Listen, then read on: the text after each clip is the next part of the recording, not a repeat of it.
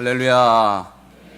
오늘 추수감사절을 맞이하여서 매우 귀한 우리 선교사님이 오늘 오셔서 말씀을 전해 주시겠습니다. 우리 이다윗 선교사님은요, 저와 함께 중국에서 오랫동안 사역을 하셨는데요, 제가 중국 처음 들어갔을 때 저의 선교를 이끌어 주시고 또 지도해 주셨던 저의 선교사로서의 멘토입니다. 우리 기한 선교사님 나오실 때 큰 박수로 환영해 주시기 바랍니다.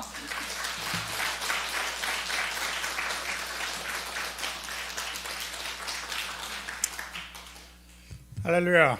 아멘. 예.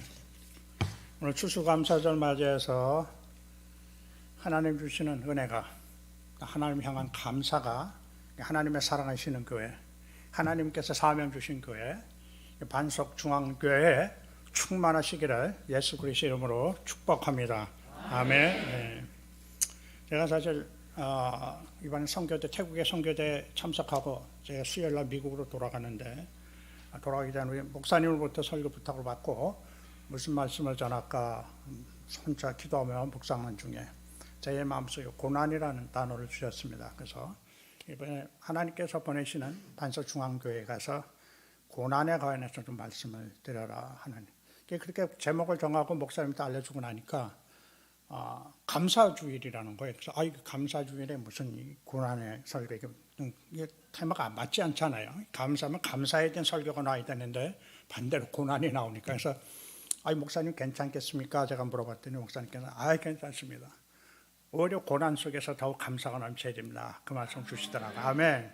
저도 그 말씀에 동의해서 그렇습니다. 목사님, 우리가 이 땅에서 믿음의 선한 싸움을 싸워가면서 또 하나님이 주신 사명, 각자의 사명을 감당해 나가면서 좋은 일도 많이 있죠. 그리고 기쁠 때도 있고 즐거울 때도 있고, 그럴 때는 우리가 감사하지 말라도 저절로 감사가 나옵니다. 하나님 감사합니다. 이렇게 허락해 주셔서 감사합니다. 이렇게 이루어 주셔서 감사합니다.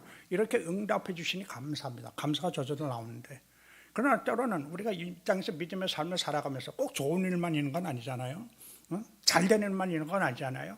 때로는 우리의 인생의 여론 가운데서, 믿음의 삶 가운데서 아픔도 있고 또 질병도 오고 고통도 오고 환난도 오고, 그래서 마음이 심히 아프고 육신도 힘들고 생활도 힘들고, 그래서 정말 하나님 앞에 한탄스럽게 기도가 나올 때도 있잖아요. 그런 삶에 있었을 적에, 그런 아픔과 어려움과 고난 가운데 있을 적에 과연 여러분들의 심정 속에 감사가 있느냐 그겁니다. 그런 가운데서도 하나님께서 원하시는 진정한 감사는 바로 고난과 아픔과 어떤 가운데서, 비록 내가 현실 속에서는 힘들고 어렵고 고난과 아픔이 있지만 그 속에서도 하나님의 살아계심을 보고 하나님께서 나에게 영원한 생명을 주시고 오늘도 그분이 나와 함께 계시고 그분이 나의 구세주가 되시고 나의 생명을 되심을 바라보실 적에 그분을 향한 감사가 나오는 사람들, 감사가 나오는 믿음의 성도들이 진정한 감사주의를 지키는 성도님들이라는 겁니다. 아멘. 네. 오늘 이 아침에 우리 하나님께서 사랑하시는 우리 반석중앙교 성도님 여러분 속에는 나의 삶에 지금 어떤 처지나 환경을 떠나서 좋든지 나쁜지 힘들든지 그리고 기쁘든지 그런 모든 처지 환경을 떠나서 언제든지 그런 환경과 하나님 감사합니다. 오늘도 하나님께서 나와 함께 계시고 이 부족한 사람을 붙잡아 주심을 감사합니다. 건강 주심을 감사합니다. 어려운 가운데서도 이 코로나의 어려운 가운데서 우리 가정을 지켜주시고 건강 지켜주시고 우리 자녀들 지켜주심을 감사합니다.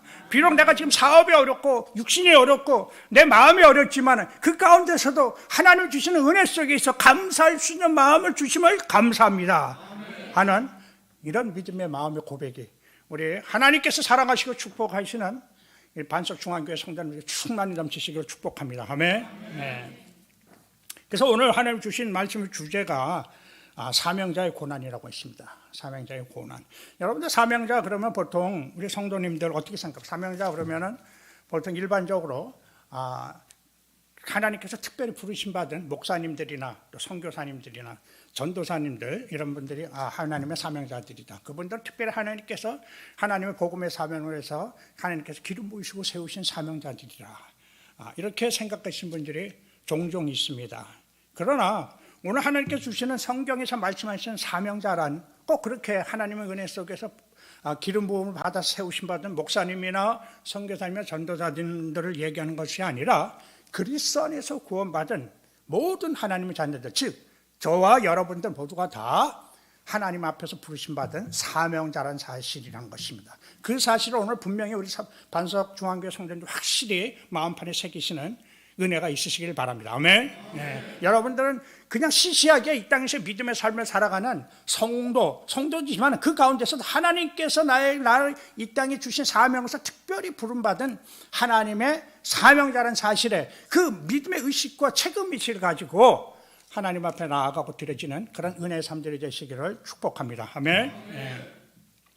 그 사명은 우리가 사명이란 이제 영어로 보면은 미션이라고 합니다. 미션, 사명, 미션. 그리고 이제 중국말로 하면 이제 스밍이라고 합니다. 스밍이라는 것은 불사 목숨명자입니다. 그 한자로 쓰면 불사의 목숨명자인데, 불일사 목숨명. 다시 말하면 사명이라는 것은 하나님의 주신 일에 목숨을 걸란 목숨명자를 썼잖아요. 목숨을 드리라는 거예요. 목숨을 드리라. 아는 목사님들이나 예전에 우리 그리스도인들이 그런 얘기, 우리 그리스도인의 최고의 영광이 무엇이냐? 하나님 앞에 나의 삶, 내 생명까지도 드리는 것이다. 그러니까 여러분들은 그런 기도 찬양 많이 하죠. 나의 생명 드리니 주여 받아 주소서. 왜 그런 찬양을 하십니까? 그냥 여러분들 아무 감각 없이 그냥 찬양하시는 거예요. 왜? 그게 사명자이기 때문에 그래요. 사명에서 불일사 목숨명사입니다. 그래서 나의 생명까지 드리는 것이다. 그래서 사명자를 미셔너리라고 그럽니다. 미셔너리라고 하면 여러분들 선교사만 미셔너리라고 부르는 걸 생각하시는데, 사명자도 영어로 보면 미셔너리라는 뜻이 있습니다. 그래서 사명자는 불일사 목숨명자, 다시 말하면 하나님께서 부리시는 일, 하나님께서 시키시는 일에 나의 생명까지도 드리는 사람들이 바로 사명자들입니다. 그러니까 오늘 여러분들과 저와 우리 모두가 다 그리스도 안에서 사명자로 부르심을 받았다고 그랬죠. 사명자라고 했습니다. 예, 그럼 어떻게 해야 돼요? 하나님께서 시키시는 그 사명에, 하나님 주시는 일에 나의 생명까지도 드리겠습니다 하는 고백과 함께 충성하는 그런 믿음의 삶을 살아가는 것입니다. 그래서 여러분이 잘 아시는 그 고린도전서, 베드로전서 2장 9절 말씀에 이런 말씀이 있습니다. 그러나 너희는 택하신 족속이요 왕같은 제사장들이요 거룩한 나라요 그의 소유된 백성이니 이는 너희를 어두운 데서 불러내어 그의 기이한 빛에 들어가게 하시니에 아름다운 덕을 선포하게 하심이라. 여러분들 잘 하시는 말씀이시죠. 많이 듣고 하시는 말씀입니다. 그러나 너희는, 이 너희가 누굽니까? 사도 베드로가 바로 저와 여러분, 하나님의 백성들, 하나님의 자녀들 얘기하는 겁니다. 너희는 택하신 족속이요 왕같은 제사장들이, 여기서 택하신 족속, 다시 말하면 택함 받은 하나님의 백성들이라는 겁니다. 근데 여기서 택함 받았다는 뜻은 히브리 원어상으로 카다시라는 뜻이 있습니다. 카다시라는 뜻은 뭐냐면 하나님께서 특별한 용도로 사용하시기 위해서 따로 두었다 하는 뜻이 있습니다. 특별한 용도로 사용하시기 위해서 따로 두었다, 카다시, 이것이 택함 받았다는 거예요. 하나님께서 우리는 예수 그리스도 안에서 하나님의 은혜로 택함 받고 부르심 받은 사명자들입니다. 아멘. 그럼 왜 저와 여러분들을 이렇게 부르셨느냐? 바로 하나님께서 특별히 사용하시고자 한 것이 있어요. 그래서 하나님께서 여러분들이 하십니다. 하나님께서 여러분들을 하나님의 나라와 그리고 그리스도의 나라의 확장을 위해서 쓰시고자 하는 그런 특별한 용도가 있습니다. 그걸 위해서 여러분들을 택해 주셨다는 거예요. 그리고 왕같은 제사장들이요 거룩한 나라요 그의 소유된 백성이니 이는 너희를 어두운 가운데서 불러내어, 여기서 또 어두운 데서 불러냈다, 어두운 데서 불러내어 그의 기이한 빛에 들어가게 하시니에 아름다운 덕을 선전하게 하려 하십니다. 어두운 가운데서 택해 주시고 카다시로 택해 주시고 저와 여러분들을 어두운 가운데서 불러주셨단 말이에요. 저와 여러분들이 이전에 예수 그리스도를 몰랐을 때는 세상의 죄와 죽음과 사망과 멸망 가운데 있었던 사람들입니다. 그런데 하나님께서 그런 저희들을 불쌍히 보시고 예수 그리스도를 통해서 그렇게 어두운 가운데서 영원히 멸망받을 수 없는 저와 여러분들을 하나님께서 불러내 주셨던 거, 어디로요? 예수 그리스도의 빛 가운데로 불러내 주셨던 것, 그것을 영어로 콜링이라고 합니다. 콜링했다. 하나님께서 콜링했다. 한국말로는 소명이라고 부릅니다. 소명. 그리고 중국말로는 짜오밍이라고 합니다. 짜오밍. 그 짜오밍은 중국 그 한자로 보게 되면 불을 소자에 목숨 명사입니다. 불을 소. 그러니까 하나님께서 어두운 가운데 있던 죄와 사망에서 어두운 것에서 영원히 죽을 수밖에 없던 저희들을 예수 빛 가운데로, 예수 그리스도의 빛 가운데로, 생명의 빛 가운데로 불러내어 주셨다. 짜오밍, 소명이에요. 누가 하셨습니까? 하나님께서. 왜요? 저와 여러분들을 카다시, 하나님이 원하시는 특별한 곳에 사용하시기 위해서. 특별한 곳 사용해서. 아멘. 근데 하나님께서 저와 여러분들 어떤 특별한 곳에 사용하시려고 그럴까요? 그 베드로전서 2장 9절 마지막 말씀이 이렇게 되어 있습니다. 들어가신 이에 기이한 빛에 들어가신 이에 아름다운 덕을 선포하게 하셨습니다. 무슨 뭘 하라고요? 아름다운 덕. 이게 뭐를 얘기하는 거예요? 예수 그리스도의 복음을 전하라는 거예요. 내가 구원받은 하나님의 은혜를, 하나님께서 나를 사랑하심을, 내가 세상 가운데서 영원히 멸망받을 수가 없던 나를 하나님께서 죽음과 사망에서 구원시켜 주시고 영생함을 주심을, 내가 비록 실망과 얼마가 낭만 가운데 있었지만은 그 가운데서 나를 다시 소생시키고 일으키시는 그 하나님, 살아계신 하나님, 오늘도 나와 함께 계신 하나님, 나의 삶의 목자 되신 하나님, 그 하나님을, 그 하나님의 살아계심과 그 하나님의 선하심과 그 하나님의 사랑하심을 세상 가운데 선포하라는 거예요.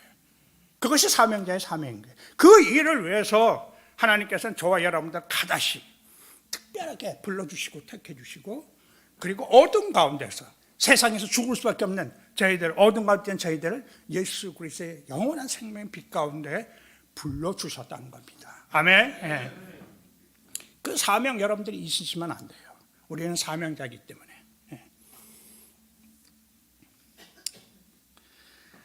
세상 어두운 가운데 있던 우리들을 빛 가운데로 불러주셨습니다. 이것을 소명이라 합니다. 제가 말씀드렸죠. 그리고 오늘 우리 하나님 주신 우리 반석중앙교회에 주신 사명이 무엇입니까? 하나님께서 이 반석중앙교회에 주신 사명이 무엇이라고 생각하십니까? 너희는 마가복음 16장 15절 말씀이 뭐래요? 너희는 모든 만민에게 복음을 전파하라.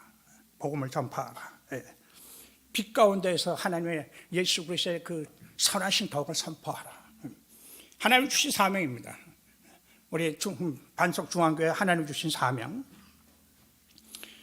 근데 오늘 우리 본문 말씀에 보게 되면은, 오늘 본문 말씀 15장 10절 말씀에, 오늘 에레미야서 15장 10절 말씀에 의하면은 이 에레미야 선지자가 굉장히, 에레미야 선지자가 누굽니까? 하나님께서 특별히 기름 부으시고 세우신 선지자입니다. 하나님 쓰시는 종입니다. 근데 그 선지자인 에레미야 선지자가 그냥 굉장히 고통과 아픔 가운데 있는 모습을 우리가, 굉장히 자신도 감당할 수 없는 고통과 아픔 가운데 있는 모습을 우리가 오늘 본문 말씀을 통해서 우리가 알 수가 있습니다. 오늘 본문 우리 10절 우리 말씀 한번 보도록 하겠습니다. 17절 말씀에 제가 읽도록 하겠습니다. 성경 있는 분들 한번 보시고, 내게 재앙이로다 나의 어머니여, 어머니께서 나를 온 세계에 다투는 자와 싸우는 자로 만날 자로 나오셨도다. 오늘 이 본문 말씀에서 하나님의 사명자인 에레미야가 아주 극심한 고통과 아픔 가운데 자신을 출생케 하신 어머니를 원망하는 것을 볼 수가 있습니다.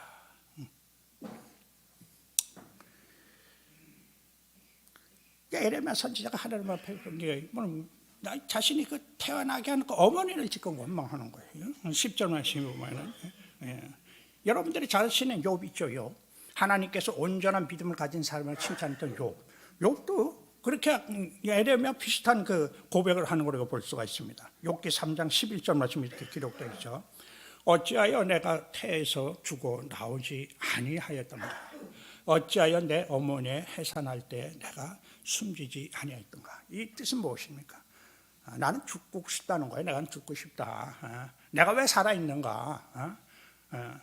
너무 힘드니까 난 죽고 싶다는 사랑인가. 그리고 자신이 태어난 걸 원망하는 거예요. 얼마나 극심한 고통과 아픔과 어려움이 있으면은 하나님 앞에서 온전한 믿음을 가진 사람이라고 칭찬받았던 욥이나, 또 하나님의 그 기름 부으심으로서 선지자의 사명을 맡은 에레미야나, 이런 고통과 아픔을 이거는 하나님 앞에 기도하는 내용이지만 사실 하나님 앞에 원망하는 거예요. 불평하는 거예요. 한탄하는 기도예요. 하나님, 어째서 나를 이렇게 만들었습니까? 나는 하나님의 종이고 하나님 주신 사명 감당해가고, 또 나는 하나님 앞에 열심으로 주신 믿음, 세상에 유혹이나 환란이 많고 어려움이 있지만 흔들리지 않고 좌우로 치우치지 않고 열심히 정말 여호와 하나님만 바라보고 믿고 의지하고 하나님 말씀 가운데 순종의 삶을 살아왔습니다. 그런데 어찌해서 나에게 이런 고통과 아픔을 주십니까? 하는 소리예요. 그게 일종의 불평과 불만의 소리와 같은 겁니다. 저도 중국에서 사역을 하면서 저에게는 두 자녀가 있습니다. 아들이 있고 딸이 있는데, 제가 77년도에 미국에 가서 살았습니다. 그리고 걔네들이 우리 아들과 딸이 3살, 5살 때 미국에 갔는데 미국에서 자랐으니까 뭐 미국에 갔죠. 근데 이제 특히 제가 두 번째 우리 아들보다는 둘째 태어난 딸을 굉장히 사랑하고 저희 부부가 말하자면 인간적인 마음으로 기대를 많이 했습니다. 굉장히 이쁘고 똑똑하고 또 공부도 잘하고 신앙도 좋았고 그러니까 늘 아버지 어머니를 우리 부부가 선교사하고 이런 사역에 대해서 굉장히 자부심을 갖고 살았던 딸입니다. 그래서 공부도 잘해서 미국에서 들어가기 힘들어서 약대도 들어가서 공부도 하고 그리고 이제 제가 그 파송한 교회에서 전도사로 어린이 전도사도 섬기기도 하면서 그렇게 살다가 그 딸이 이제 하나님 엄마 아빠가 선교사고 이러니까 자신의 삶을 약사가 되기보다는 하나님의 나라의 복음을 위해서 자신도 헌신하고 싶어서 신학 공부를 한다고 필라델피아에 있는 신학교를 공부하러 갔다가 교통사고를 당한 거예요. 근데 그때 저희 부부가 이제 중국에서 사역하고 있을 텐데 지금부터 11년 전에 있었던 일입니다. 그래서 있는데 아침 새벽, 그러니까 미국하고 중국은 12시간 차이기 때문에 거기는 낮이지만 중국은 새벽 2시경에 미국에서 전화가 온 겁니다. 보니까 처음 듣는 목소리인데 자기가 닥터라고 그러는데 의사라는데 지금 이 딸이 교통사고가 나서 생명이 위험하다. 이게 당장 수술을 하지 않으면은 생명이 위험하기 때문에 부모 페어런트에게 사인이 있어야 수술을 한다. 그러니까 빨리 그 전화상으로도 오케이 하면 지금이라도 당장 수술을 시작하겠다 그러는 거예요. 그래서 우리 뭐 급한다고 그러니까 일단 오케이 하라고 해서 이제 전화를 끊었죠. 그리고 나서 얼마 안 있다가 이제 제 파송교회 목사님한테서 전화가 왔습니다. 선교사님 지금 딸아이스다가 교통사고 나서 생명이 위독하다고 합니다. 거의 가망이 없다고 합니다. 그러니까 빨리 귀국하십시오. 그래서 제가 그 소리 듣고 저희 부부가 그 아침 새벽에 다 짐 꾸리고 또 비행기표 알아보고 그래가지고 들어갔습니다. 들어갔더니 병원에 입원했는데 머리를 심하게 다쳐가지고 자동차에 머리를 심하게 다쳐가지고 산소호흡기를 달고 있는 거예요. 그 의사가 이제 어떻게 됩니까? 그러니까 뭐 산소호흡기에 대한 코마 상태라 지금 저 상태로 한 달이 갈 수도 있고 또 어떤 1년이 갈 수도 있고 언제 깨어날지 모른다는 거죠. 그렇다는 거예요. 그런데 하나님의 은혜로 이제 한 35일 정도 됐을 때 깨어났습니다. 깨어났는데 그 사고의 충격으로 인해서 완전히 정신적인 트라우마가 온 거예요. 그래가지고 정신적으로 영적으로 막 그냥 어려워진 겁니다. 그래서 지금 11년이 지났으면 자신이 혼자 생활을 못해요. 뭐 일종의 공황증도 있고 그래가지고 운전도 못하고 이래가지고 꼭 우리가 저나 제 아내가 데려다줘야 운전을 하고 그런 상황이죠.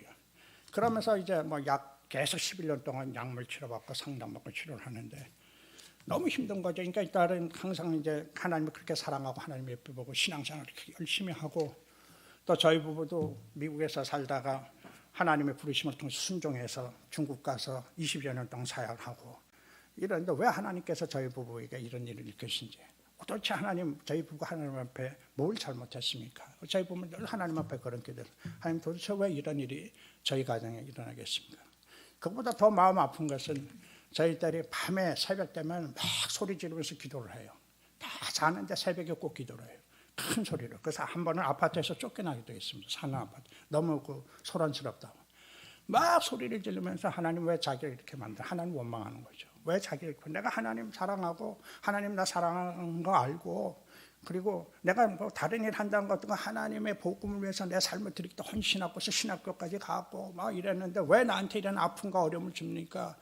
그리고 하나님 미워 막 hate you 막 그러면서 그냥 막 소리를 지르 막 하는데 와 그거를 보고 있는 저와 제 아내는 마음이 너무 아픈 거예요. 뭐라고 할 수가 없는 겁니다. 그러면서 저희 부부도 덩달아 같이 기도할 수밖에 없는 거죠. 하나님 앞에 하나님 제발 저희 사랑하는 딸 에스더를 좀 붙잡아 주옵소서. 붙잡아 주옵소서. 그렇게 하면서 저희 부부는 그 딸의 그런 모습을 보면서 저희 부부도 덩달아 그 딸을 위해서 기도하게 되니까 저희들도 더 믿음이 하나님 앞에 더 가까이 나가는 걸 느끼게 되고 그리고 어려운 가운데서 우리가 깨달은 것은 우리 사람의 힘으로는 할 수 있는 일이 아무도 없구나. 내가 에스더의 아빠이자 목사이자 선교사인데 내가 사랑하는 딸을 위해서 할 수 있는 게 아무것도 없구나. 내가 할 수 있는 게 아무것도 없구나. 연약하고 부족한 내 자신을 보게 되는 거예요. 내가 할 수 있는 게 아무것도 없고 그러니까 어떡하겠어요? 그냥 하나님 앞에 기도할 수밖에 없는 거예요. 저희 하나님, 우리 인간의 힘으로 할 수 있는 거 아무것도 없습니다. 지식이나 재능으로 할 수 있는 거 아무것도 없습니다. 오직 살아계신 여호와 하나님, 치료자의 하나님, 성령의 권능에 가신 하나님만이 하실 수 있습니다. 하나님, 제발 주의 사랑을 따라 부르짖어 기도밖에 안 나오는 거예요. 그리고 더 하나님 앞을 절실히 간절히 붙들고 의지하게 되는 겁니다. 그러면서 그 과정을 통해서 저희들이 우리는 하나님을 떠나서는 아무것도 할 수가 없는 연약한 존재임을 다시 한번 바라보게 되고, 그리고 기도하게 되는 거죠. 우리 사랑하는 성도 여러분들, 저는 모르겠습니다.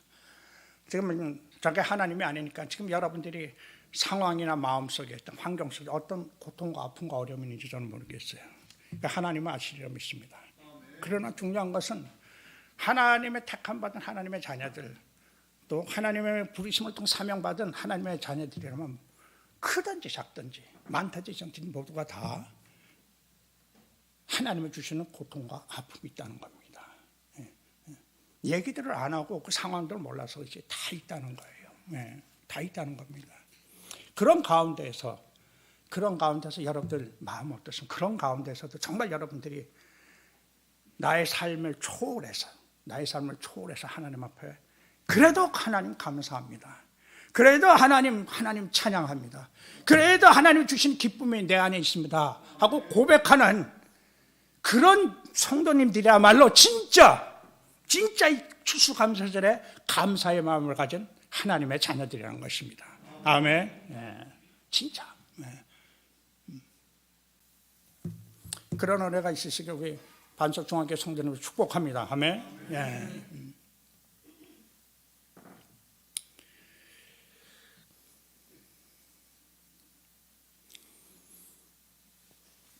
저기 우리 여기 그 앉아 계신 선교사님, 우리가 같이 오신 선교사님도 계십니다. 우리 김송 선교사님이라고, 제가 우리 선교사님 이름을 자꾸 적어서 좀 어렵지만은, 제가 96년대 우리 선교사님 중국에서 만났는데, 저 두 분도 사실은 선교사를 나오기 전에 한국에서 교편을 잡았던 선생님들이었어요. 두 분 다. 그러니까 교편, 한국에서 두 분 다 부부가 교편 생활하면 그렇게 어렵지 않게 생활할 수 있잖아요. 그런데 하나님 부르심이 있으니까 사명 주신 그 사명자에서 그 삶을 살아가기 위해서 교편 생활 다 사임하고 사시던 아파트 조그맣지만 그걸 다 파송교회에 기증하고, 그리고 중국 와서 복음을 전하신 거예요. 복음을 전하면서 제가 96년 만났는데, 96년 당시에 중국은 이 외국 사람들이 들어와서 살게 되면 아무 데나 들어가서 살 수가 없었습니다. 90년대. 지금은 좀 많이 틀려지면 90년대 얘기하는 겁니다. 그냥 그랬어요. 그러니까 중국 정부에서 이제 외국 사람 들어오면 아파트를 정해주고 거기 들어가서 하려는 거예요. 근데 거기는 다 외국 사람들만 들어가서 살면 뭐 지사원이나 뭐 영사관 직원들 이런 정부에서나 회사에서 지원받는 사람들 들어가서 살도록 한 건데, 아파트비가 한 달에 뭐 그 당시 90년대 2,000불, 3,000불 하는데 선교사들이 그거 어떻게 거기 들어가서 삽니까? 못 사는 거죠. 그러니까 두 분 선교사님도 중국말이 되니까 중국 사람들이 사는 아파트는 싸거든요. 그래서 거기 들어가서 중국말 하면서 중국 사람인 것처럼 하면서 산 거예요. 거기 들어가서 사신 겁니다. 그렇게 해서 두 분이 사시는데, 그냥 두 분이 중국말 하니까 옆에 이웃들은 중국말 하니까 우리 뭐 어디서 새로 중국 다른 지역에서 이사 온 분이다 이렇게 생각을 하는 거죠. 그런데 두 자녀가 있습니다. 두 딸. 그 당시 3살, 한 5살 됐는데 애들은 속일 수가 없는 거예요. 애들은. 두 분은 뭐 중국말이 되니까 중국말로 중국 사람을 만나면 뭐 인사하고 얘기하지만, 애들은 막 복도에 뛰어다니면서 한국말을 막 떠드니까, 뭐 언니 어쩌고 막 떠드니까 중국 사람들이 금방 아는 거예요. 저 사람도 중국 사람이 아니고 한국 사람들이구나 아는 거예요. 그러니까 이제 고발이 들어가고, 그래서 결국은 그 아파트에서 우리 선교사님 가정이 쫓겨난 거죠. 내 식구가 갈 데가 없는 거예요. 쫓겨났는데. 그래서 이제 외국 사람이 갈 데 있는 호텔에 들어간 겁니다. 제일 싼 호텔 빈간이라고. 호텔에 들어가서 내 식구가 사는 거예요. 90년대. 호텔에 들어가면 부엌도 없죠. 아무것도 없잖아요. 애들 둘이 있죠. 내 식구가. 호텔방에서 내가 한번 가봤어. 어떻게 사시나 가봤더니 호텔방엔 전기 꽂는 게 있으니까 거기다 밥솥 하나 꽂아놓고 거기다 밥 해가지고 밥솥에 밥이 다 되면 밥을 퍼가지고 그래서 옮겨놓고, 또 그 밥솥을 닦아서 거기다 또 전기밥 국을 끓이는 거예요. 밥솥 하나 갖고 밥하고 국하고, 호텔이니까 없잖아요. 그리고 김치 하나 놓고, 그렇게 내 식구가 사신 거예요. 정말 정말 하나님 주신 사명이 없었더라면, 또 하나님의 부르심과 그런 게 없었더라면 그렇게 살아가실 분들이 아니죠. 얼마든지 한국에서 편안하게 교편 생활하면서 주는 봉급 받고 내 집 있고 편하게 사실 분인데, 그 하나님 주신 사명, 하나님의 그 선한 대로 세상 가운데 전파하라, 하나님의 구원의 은혜를 세상 가운데 전파하라, 그 사명이 이제 그것을 뿌리치지 못해가지고 나오셔가지고 그 어려움을 당했던 거예요. 그런 가운데서 두 분은 지금까지 내가 원망한 걸 못 봤어요. 네, 감사하시면서 자녀들도 많이 고생했죠. 얘기하는 늘 감사하시고, 우리 목사님도 잘 아시지만 늘 감사하시고 즐거움으로 하나님 주시는 그 사명을 감당해 갔습니다. 이것이 진정한 하나님 향한 감사라는 거죠, 저는. 근데 오늘 하나님께서 오늘 그 에레미야 선지자, 그렇게 고통과 어려움 가운데 있는 에레미야 선지자에게 하나님께서 그냥 내버려 두지 않으시고 찾아오셔가지고 위로와 격려의 말씀을 주십니다. 위로와 격려의 말씀을 주신데, 첫째, 우리 그 에레미야서 15장 11절 말씀을 한번 보도록 하겠습니다. 11절 말씀.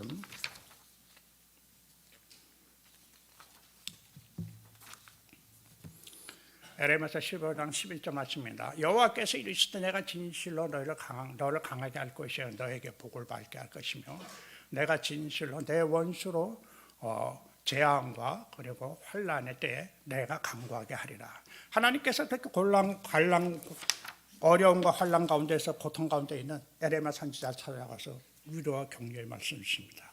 오늘 이 하나님께서 에레미야 선지자에 주신 위로와 격려의 말씀이, 오늘 여러분들이, 우리 오늘 살아가는 반석 중앙교회 성도는 여러분들이 어떤 환경에 있든지 어떤 아픔과 어려움인지 저는 모른다고 했습니다. 그러나 그런 분들에게 있다면 하나님이 주시는 위로와 격려의 말씀이 되시기를 예수 그리스도로 축복합니다. 아멘. 예. 하나님께서 주시는 위로와 격려의 말씀이 뭐냐? 첫째, 내가 너를 강하게 해주신다 그랬어요. 강하게 해주신다. 하나님께서 하나님의 자녀들, 하나님의 사명자들을 강하게 해주신다는 거예요.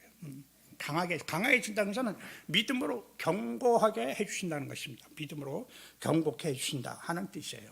믿음으로 견고케 해주신다. 세상 가운데서 어려움이 있고 힘들지만 그 가운데서도 하나님께서 여러분들이 세상의 시험에 오는 유혹이나 환난과 좌우로 치우치지 않고 흔들림 없이 견고한 은혜의 삶을 살아갈 수 있도록, 세상에서 때로는 실족하고 넘어져도 그 가운데서도 영원히 실족하지 않고 견고한 은혜의 삶을 살아갈 수 있도록 하나님께서 견고하게 여러분들의 믿음의 마음을 주신다는 것입니다. 우리 한번 시편 118편 6절 7절 말씀만 보도록 할까요? 오늘 그 하나님이 주신 말씀입니다. 하나님이 주신 말씀인데, 여호와는 내 편이시라 내가 두려워하지 아니하리니 사람이 내게 어찌하리요. 여호와께서 내 편이 되사 나를 돕는 자들이 계시니 그러므로 나를 미워하는 자들에게 보응하시는 것을 내가 보리로다. 아멘. 예. 자, 이 말씀 받고 은혜가 안 되십니까? 오늘 이 시편 116편 7절 말씀 보세요. 여호와는 누구 편이라고요? 내 편. 우리 한번 다 같이 한번 큰 소리 한번 외쳐봅시다. 여호와는 내 편이다. 아멘. 예. 여호와는 내 편이에요. 내 편. 예. 분명히 하셔야 돼요. 여호와는 여기 계신 우리 신재영 목사님 하나님이 아니고, 내 하나님도 아니고, 내 남편의 하나님도 아니고, 내 아내의 하나님도 아니고, 내 형제자매 하나님도 아니고, 내 하나님, 내 편이라는 거예요. 내 편. 그 내 편 되시는 여호와 하나님께서 오늘도 나와 함께 계시고 그분이 나를 붙잡고 계신다는 겁니다. 아멘이십니까? 네. 그래서 두려워하지 말라는 거예요. 네? 세상 가운데서 지금 세상이 얼마나 시끄럽고 어렵고 복잡합니까? 하루앞길을 몰아가는 이런 세상에서 두려워하지 말라는 거예요. 왜? 내 편 되시는 여호와 하나님께서 나를 붙잡아 주시고 오늘도 나를 인도하여 주시고 나의 삶 가운데 역사하시는 은혜가 있기 때문에 두려워하지 말라는 겁니다. 예, 두려워하지 마십시오. 여호와는 내 편이십니다. 그 하나님께서 나를 오늘도 믿음 가운데서 강하게 해주십니다. 견고케 해주십니다. 세상에 어떤 유혹이 오고 시험이 오고 환난이 해도 흔들림 없이 하나님을 향한 믿음의 마음을 가지고 하나님의 약속의 말씀 신뢰하며 나아갈 수 있도록 하나님께서 내 편이 돼서 나를 하나님의 그 강하신 요런 손으로 나를 붙잡고 인도하고 계신다는 것입니다. 그 하나님 믿고 의지하시고, 그리고 여러분들이 지금 혹시 여러분들 가운데 가정적으로, 사업적으로 또 자녀들의 문제, 또 여러 가지 환경의 문제 가운데 어려움이 있다면 오늘도 하나님 앞에 기도하십시오. 하나님, 하나님께서 내 편이라고 그랬는데 하나님, 내 믿습니다. 하나님께서 내 편에 되셔서 나의 지금 당하고 있는 어려움의 형편들, 아픔들 하나님께서 이기게 하시도록 도와주실 줄 믿습니다. 네, 이런 은혜의 삶들 살아가시길 바랍니다. 아멘. 네, 그리고 두 번째로 하나님께서는 축복해 주신다고 그랬어요. 축복. 네, 하나님께서는 그 1절 말씀에 보면 거기 있죠. 에레미야서 15장 11절 말씀 한번 보도록 할게요. 또 여호와께서 이르시되 내가 진실로 너를 강하게 할 것이요 너에게 복을 받게 할 것이며 내가 진실로 내 원수로 재앙과 환난의 때에 너를 강구하게 하리라. 그러셨죠. 복을 주신다 그랬어요. 복을 주신다. 과연 여러분들 오늘 여기서 하나님께서 고난과 어려움과 고통 가운데로 에레미야 선지자에게 하나님께서 내가 너를 축복해 주시겠다 약속해 주셨는데 그 에레미야 선지자가 정말 복을 받았을까요? 여러분들 어떻게 생각하십니까? 복을 받았다고 성경에 기록되어 있나요? 성경의 전해오는 내용을 보면은 에레미야 선지자는 유대 그 같은 동족인 유대 사람들한테 끌려서 애굽에 끌려서 돌에 맞아 죽습니다. 그런데 하나님께서는 축복해 주신다고 해서 그러면 같은 동족 사람들에게 돌에 맞아 죽는 것이 그것이 축복입니까? 아니잖아요.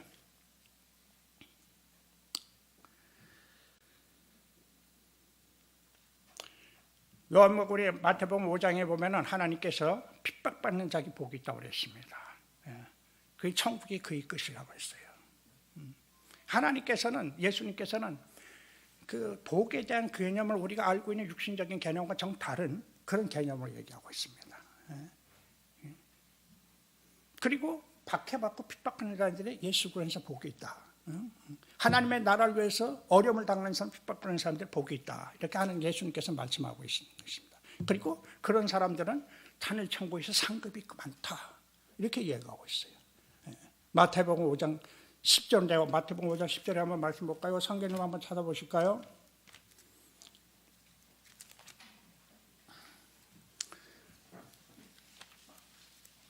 아마 요한 9절 한번 찾아봅시다. 마태복음 5장 제가 한번 읽어볼게요.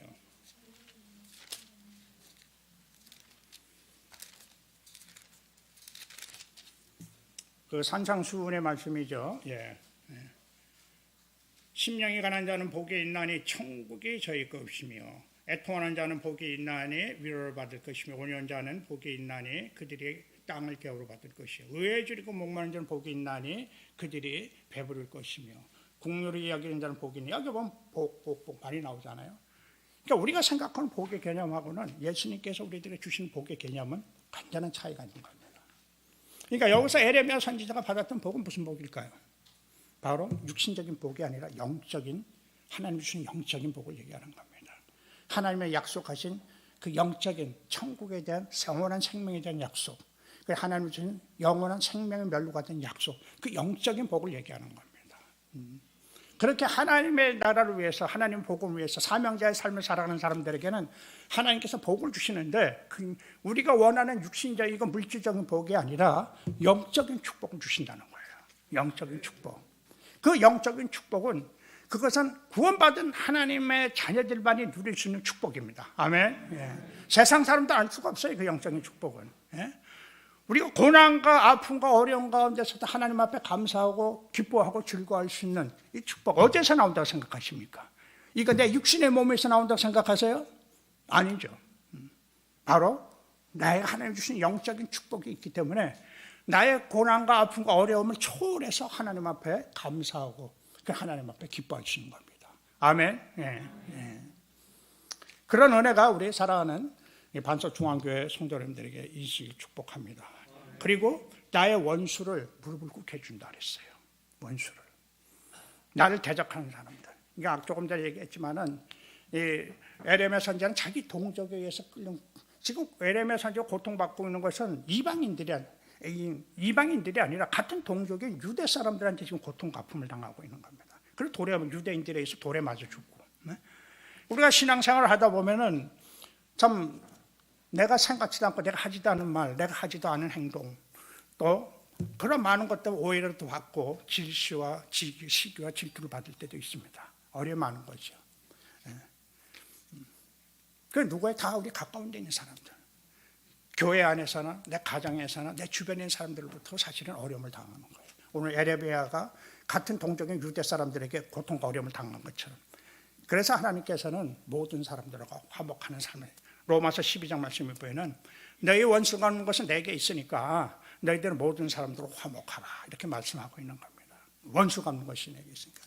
시간이 많이 갔기 때문에 제가 길게 얘기하지 않겠지만, 제가 중국에서 사역했을 적에, 제가 중국 내몽고에서 사역하면서 1999년도에 제가 그 중국 안전부 사람의 그 조사를 받고 추방을 당했습니다.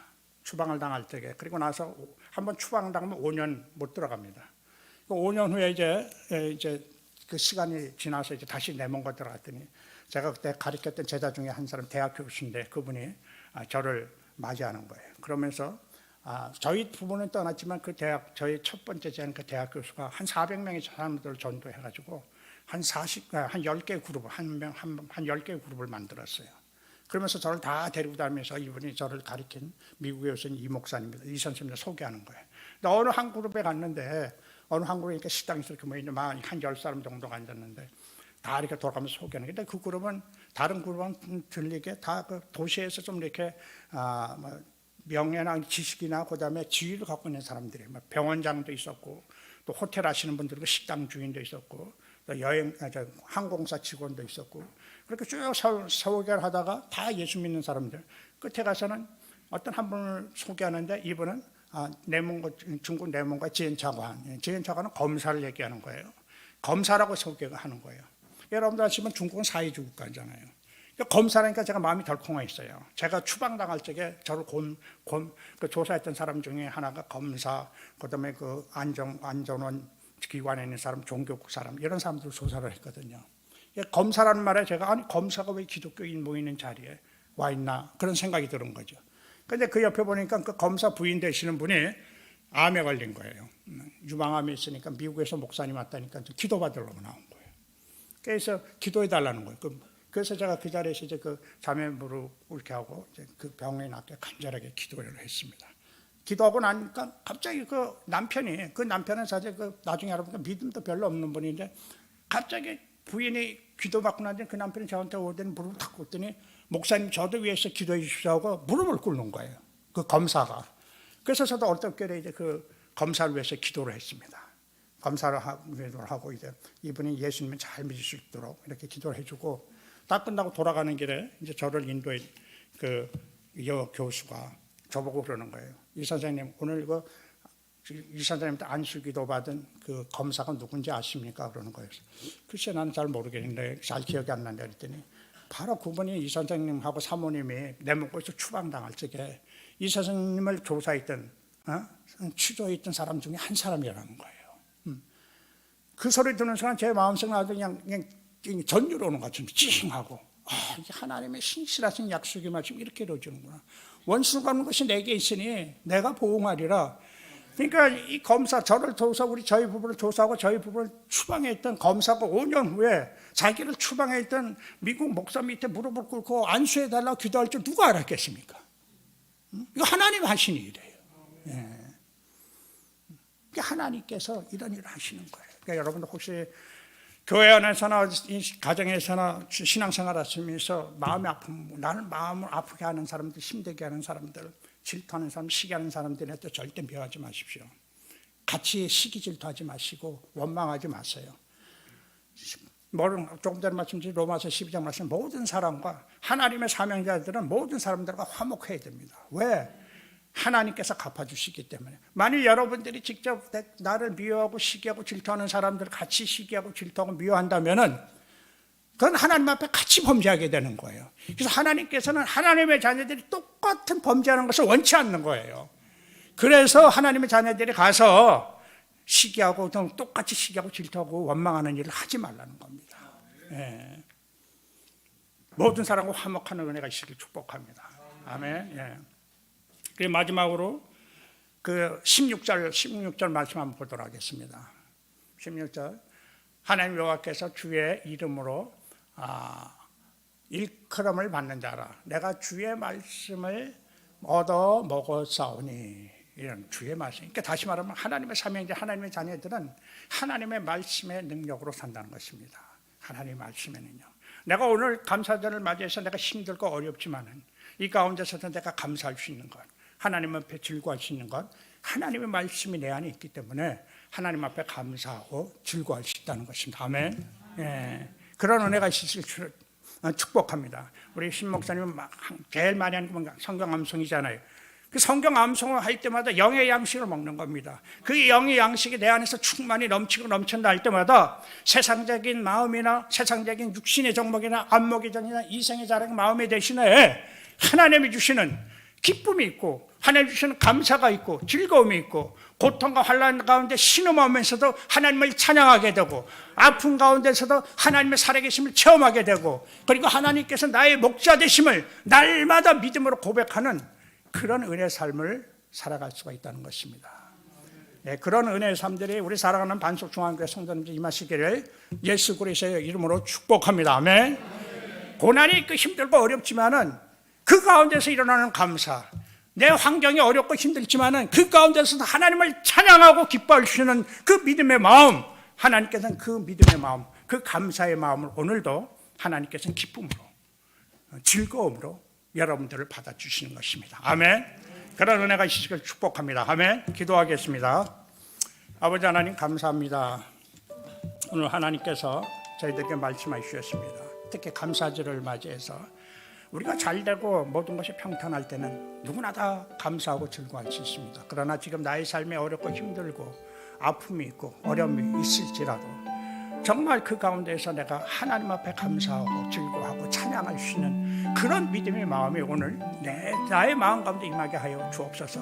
하나님의 영의 말씀이 내 가운데 충만히 임할 적에 오늘 에레미야 선지자와 같이 극심한 고통과 아픔이 있었지만 그 가운데서도 하나님 앞에 감사하고 하나님 앞에 찬양할 수 있었던 것처럼 주여 아버지 하나님, 하나님께서 사랑하시고 축복하시고 사명 주신 반석중앙교회 성도 여러분들에게, 성도님들에게 그런 믿음의 마음으로 충만케 하여 주옵소서.